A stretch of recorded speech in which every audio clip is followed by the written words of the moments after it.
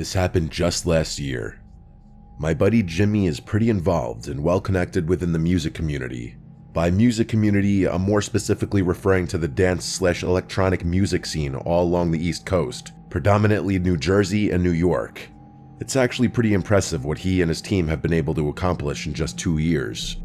The general gist is this: their company hosts what they call events at high-profile venues, typically the most well-known club or party space in whatever city they happen to be in. Then they outsource the talent, which, mind you, is typically a very well-known and sometimes borderline famous DJ. I'm not too involved or invested in that scene, so I'm not exactly sure who they've gotten to perform, but I will tell you that there have been some huge names in the mix. But enough context. Jimmy and I go way back. I'm talking 20 plus years. I've basically known him my entire life, and he's been my best friend for damn near most of it. Because of that, he lets me, along with a bunch of our other hometown friends, come to his shows for free and hang out with the talent in the VIP section. It's actually really cool and something I wish I expressed my gratitude for more often. Jimmy was scheduled to host a huge event the weekend of July 4th on the Jersey Shore. It was going to be their biggest one yet, and all our mutual friends were going. Jimmy invited me to come down early with him, and I obviously obliged. The two of us made the hour-and-a-half drive with our other friend Ryan, and we found ourselves at the venue a good 4 hours before the doors opened. Ryan and I didn't have much to do while Jimmy and his team set up, so we decided to get a bit of a head start on the alcohol consumption. Jimmy and his team were entitled to as much free booze as they desired, compliments of the venue, and Ryan and I definitely took advantage of that. By the time the first DJ started his set, Ryan and I were more than a little buzzed, to put it mildly. It was 4th of July weekend after all, so we felt like our degenerate activities were justified. Fast forward a couple hours, and Ryan and I were completely wasted. I honestly don't remember a time since then when I was that drunk, not even close. Don't get me wrong, Ryan and I are grown men and we can handle our alcohol. Throwing up, making fools of ourselves wasn't the issue though. It was genuinely just the problem of having lower impulse control and worse decision making. But either way, we were having a great time, at least from what I can remember. The event was winding down, and it was getting to that point in the night where you either figured out how you were getting home or who you were going home with, or both. Jimmy had rented an Airbnb really close by and promised both Ryan and I a bed, so the first issue wasn't a concern. The second problem, though, that was what was on my mind. The two of us danced over to the bar and started talking to some girls we found attractive, and before long, we had figured out who we were going to spend the rest of the night with. Neither of us are Calvin Klein models, but we're both above 6 feet tall. For whatever reason, the vast majority of guys who hang around the Jersey Shore are usually shorter than average, so being tall is an even bigger boost than it usually is. And for whatever reason, that seems to be the main attribute most girls on the Jersey Shore seek out. Not looks, not build, not intelligence, but height. Don't ask me why. The Jerseyan female mind is still something I have yet to comprehend. I'm probably botching their names, but I'm fairly sure the two girls introduced themselves as Gianna and Marcela. Us meeting them coincides with where my ability to recall events precisely becomes a bit hazy, so there may be gaps in the story from here on out. From what I can remember, it was actually Marcela who suggested we all leave together and continue to party elsewhere, which Ryan and I weren't going to argue with. Gianna handed the two of us a drink and insisted that we get on their level before heading out, even though we had both probably consumed the fluid equivalent of her body weight in alcohol already. I know that whole dynamic. Girls getting guys drinks sounds a little unorthodox, and it is, but these girls were clearly wealthy given how they were dressed. After downing the drinks, the four of us started moving towards the venue's exit. The moment we stepped outside, Marcela suggested we go back to her place, which was pretty close by, and also right on the beach. Her saying that actually surprised me a little. I was fully anticipating going back to our Airbnb, considering the guys were usually the ones to host in situations like this. But both girls insisted that Marcela's beach house was definitely nicer than whatever inland Airbnb we found for the night. She had a point, so I didn't argue, and neither did Ryan. We walked along the beach, talking the whole time. The girls seemed really intelligent and knowledgeable based on the conversations we had, and I remember finding it so refreshing to talk about something other than nightlife and whatever other garbage I'm used to talking to girls about for once. Not just girls, drunk people in general. At one point, I actually felt kind of embarrassed for being so drunk because I felt like I couldn't articulate myself well enough and looked like an idiot. That's when I realized I actually was feeling drunker than I had been 15 minutes earlier. But it wasn't a drunk I was used to feeling. I felt like my body was melting under my weight, as if I were going to collapse uncontrollably any second. My legs felt flimsy, almost like cardboard, if that makes any sense. Moving my limbs, mouth, and even my eyes became increasingly more difficult, and there was a moment where my extremities started feeling a little numb. But then, just as quickly as the feeling arose, it passed, back to normal drunkenness, at least for the time being. Just then, we arrived at the beach house. It was insane. I'm probably exaggerating because I was so drunk, but it looked like what I imagined a professional athlete's beach house to look like. We went inside, and after taking our shoes off, found ourselves in what I'm guessing was a living room. I say guessing because the level of opulence in there was just so foreign to anything I'm used to. It was decorative, but somehow minimalistic. Even those descriptions are opposite. There were honest-to-God sculptures on pedestals in there, but it didn't feel cluttered or overly showy, and everything on display seemed to blend right into the walls like they were just extensions of the room. I wish I had the wherewithal to take a picture, but again, my mind was elsewhere. Evidently, so was Ryan's, because not 15 minutes after stepping foot in the house, he and Marcela had disappeared somewhere in that maze of a house, which left me alone with Gianna. She leaned in to kiss me, and that's the last thing I remember before blacking out. Not her kissing me, but leaning in to kiss me. That's where everything cuts off. I don't remember feeling woozy again or drinking more or doing anything else, but there's a huge gap in my memory that spans several hours and will not come back no matter what I try. And the thing is, I know I didn't pass out because there are texts on my phone sent from me proving I was still conscious. There's digital proof that I was sentient, but I don't remember one bit of it. And before you say I just simply blacked out from alcohol, this was different. I rarely ever black out, but all the times I have, I can still remember bits and pieces of the night, scattered moments here and there, enough for me to string together a continuous sequence of events at the very least. Keep in mind, those were also all times where I was drunker than I was that night, so that's another reason I think a generic blackout isn't a reasonable explanation for what happened. Plus, Ryan experienced the exact same thing at essentially the exact same time, which is way too specific to be coincidental. Here's the next thing I remember. Waking up with the sun directly overhead in a random set of bushes over an hour away from where the event was. Something I didn't know yet because my phone wasn't in my pocket. In fact, nothing was in my pocket at all. Both my wallet and keys were gone, but it gets worse. It wasn't even my pocket to begin with. I was wearing someone else's clothes, and not Ryan's either, a complete stranger's. The only personal belonging of mine I still had in my possession was my shoes, and even those were messed up.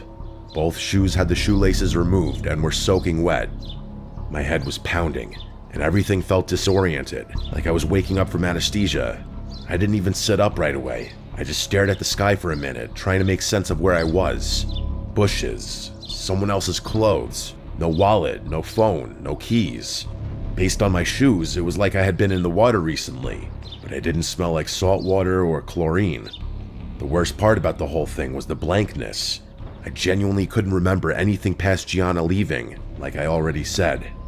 That's when the panic started to creep in. I wasn't just hungover, I was scared. I had no idea how I got there.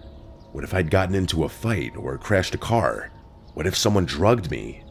I didn't have a single point of reference for the last 10 hours. I stood up and realized there wasn't a single landmark around me. It didn't look like a beach town, which also scared me. The road ahead just curved into more trees, but just across the street, maybe a few hundred feet away, was a 7-Eleven. It was genuinely the only thing in sight, so I headed straight for it. I asked the guy behind the counter if I could use his phone, telling him that mine had been stolen. He stared at me for a second, probably debating whether or not I was trying to scam him, but then he slid it across the counter. The first number that came to my mind was my sister's. It was the only number besides my mom or dad's I still memorized, and there was no way in hell I was calling my parents. My sister picked up right away, and I tried explaining things the best I could. She ended up giving me Ryan's number, which I ended up calling several times, but to no avail. That's when I started wondering if what had happened to me happened to him too. Drugged, robbed, dumped in some random bushes an hour away. I was just about to call the police when, what do you know, Ryan walks into the same 7-Eleven. We just stared at each other for a second before dabbing each other up. He then told me his version of things, and you guessed it, it was the same story, damn near exactly. That sealed it for us. We called the police, making sure to thank the 7-Eleven worker profusely. Fast forward a few minutes, and we're now recounting our story to the police outside the store. To their credit, they took everything we said seriously, at first. But the more we told them, the more their questions started turning. Were we sure we didn't just drink too much? Maybe we wandered off and passed out somewhere. They weren't accusing us outright, but it was clear they weren't entirely convinced something criminal happened. I told them it was unlikely we would have drunkenly wandered into a town an hour away by foot, and I don't think they liked that remark very much. I gave them my sister's number and asked them to call her. She was already tracking my phone through Find My iPhone. To all of our collective surprise, my phone was showing up in the middle of a parking lot a few minutes' drive away. The officers agreed to drive us, and sure enough, both our phones were sitting on the pavement next to each other. While it was great to have my phone back, that only affirmed the police's theory that we had just been drunk. They started saying that we probably hadn't even been robbed, that we had lost our wallets the same way we had lost our phones.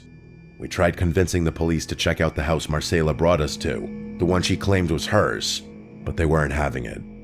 They told us we were probably just too drunk and didn't remember things correctly. One of them even said, "Happens more than you think." Then they gave us their cards and told us to call if we remembered anything else. It was actually shocking how reluctant they were to even connect us to other officers that would be willing to help. They told us to find a ride home since our phones were still charged, and they just left us there. After they left, I went through my phone for the first time, and things got even weirder. There were texts sent from me to a ton of people I knew. Jimmy, my parents, a few coworkers, even some girls I had been talking to. All normal sounding stuff. Stuff I might have said if I had actually had a calm, coherent night. The texts genuinely sounded like me, but from a continuity standpoint, they didn't make any sense when considered all together. One message to Jimmy thanked him for the event and said we'd crashed at a buddy's place. One to my dad said we were safe and had found a couch to sleep on. There was another to a girl I'd been texting that just said something casual, like I was hanging out at home and thinking about her. None of those texts made any sense, and mostly contradicted each other. I realized I had a ton of missed calls and texts from Jimmy, so I called him. He sounded relieved to hear from me, saying he thought Ryan and I had died or something. He told us to stay put, he'd come pick us up. In the meantime, Ryan and I canceled all our cards, but interestingly, none of them had been used, despite the likely fact that they had been in those girls' possession for several hours. The entire ride home, we talked non-stop about what could have happened. None of it made any sense. Yeah, we had been drugged, that much was clear, but that didn't explain things. First of all, I don't know of any kind of roofie that has those effects, like an induced blackout. Everything I've read just said those drugs make you fall asleep, but again, I was conscious, as the texts confirm. Plus, why go to such lengths just to rob two random guys? Especially if you weren't going to at least even attempt to use their credit cards. Two guys who walked up to you, no less. And in such a risky place, too. Your own house. Or was it a house they had broken into? Both were equally risky. Jimmy thought we had been targeted, but like I just said, we had been the ones to approach the girls, so we couldn't have been targeted. And all this isn't even mentioning how or why we miraculously found ourselves in a random town an hour away wearing other people's clothing. As crazy as it sounds, both Ryan and I checked ourselves for incisions, thinking maybe some of our organs had been harvested, but there was nothing. Jimmy suggested that maybe they had just given us some exotic drugs, which I guess makes sense, but someone had driven us to that town, and someone other than those girls had switched clothes with us. We never got an answer, but it's not like we just forgot about the whole thing.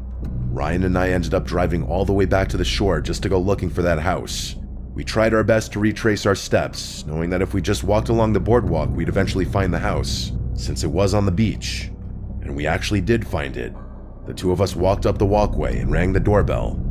An older man opened the door, asking us what we wanted. I did the talking. Not wanting to reveal too much or potentially incriminate myself, I simply asked him if a girl named Marcela lived here, or if he had a daughter or granddaughter around our age. He gave me a hard no, and I made up some BS story that there was a girl who lied about owning this house, which she actually found pretty funny, then that was that. I would be lying if I said I didn't walk away from that house with a sick, unsettling feeling in my stomach. I can't even describe it as fear, just a sickening discomfort, like something truly awful had happened to me and my friend that night, and I'd never get to the bottom of it. For a long time after that, I was convinced those girls had been involved in something much, much bigger that neither me nor Ryan could even conceive. That maybe they had been planning to kidnap or kill us, and decided not to go through with it at the last second for whatever reason. I know I'll never have an update, but if something else happens, I'll definitely send something.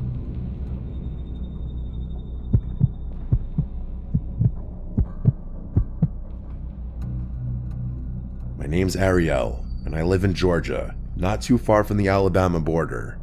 Several summers ago, I made the drive out to this small town in Alabama for a 4th of July cookout my college friend Isabel was throwing. One of those backyard setups with paper plates, bootleg fireworks, and way too much food. It was one of the better nights I'd had in a while. Good people, good energy, kids running around with sparklers, that kind of thing. I didn't leave until a little after 10, which, looking back, was probably my first mistake. That part of the state gets real quiet once the sun goes down. The drive home was going to take a little over 2 hours. Most of the route was back roads, long, empty stretches of dark 2-lane roads with nothing but thick tree lines on either side. Every now and then, I'd pass an old farmhouse or a tiny church with a gravel lot, but for the most part, it was just darkness and more darkness. I had music playing low, and I was still in a good mood from the party, but I won't lie, there was something about driving through places like that at night that gets under my skin, even when there's no real reason to be afraid. I've always been somewhat scared of the dark, so I bet that plays into it a little too. About 30 minutes in, I noticed a pair of headlights in my rearview mirror. At first, I didn't think much of it. I figured someone else had just hopped onto the same back road. But the longer it stayed there, the more I started to pay attention. It was a gray Nissan Altima, nothing unusual, except the bottom half of the car looked like it had been driving through mud. I could see it clearly anytime we passed one of those overhead lights at a small crossing. Even still, that wasn't that weird on its own.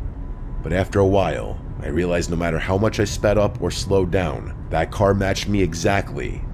At first, I thought it might have been just a coincidence, so I sped up a little, maybe 5-10 miles an hour over what I was doing before, but the Altima did the same, so I instead tapped my brakes and let myself drift well below the limit.